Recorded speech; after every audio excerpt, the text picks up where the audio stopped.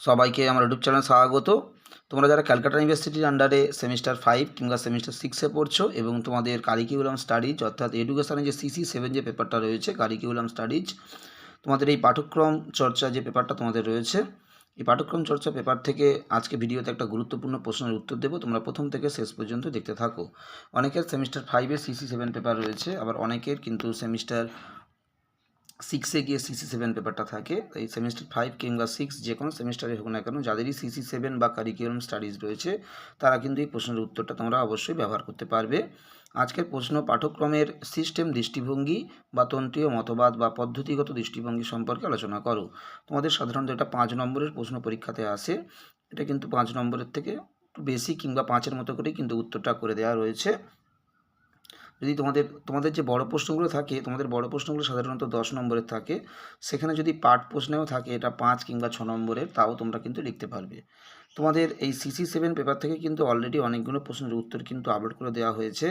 যেমন পাঠ্যক্রমের পরিধি আলোচনা করো, পাঠ্যক্রমের কার্যাবলী, আচ্ছা এছাড়া তোমাদের শিক্ষাকেন্দ্রিক পাঠ্যক্রম কী এর বৈশিষ্ট্য লেখো, জ্ঞানভিত্তিক ও কর্মভিত্তিক পাঠ্যক্রমের পার্থক্য লেখো, পাঠ্যক্রমের আচরণগত দৃষ্টিভঙ্গি আলোচনা করো, পাঠ্যক্রমের মনস্তাত্ত্বিক ভিত্তি, দার্শনিক ভিত্তি এবং সমাজতাত্ত্বিক ভিত্তি, 3টে প্রশ্নই কিন্তু এরকম তোমাদের বিভিন্ন প্রশ্নের উত্তর কিন্তু তোমাদের CC7 পেপার থেকে অলরেডি আপলোড করে দেওয়া হয়ে গেছে।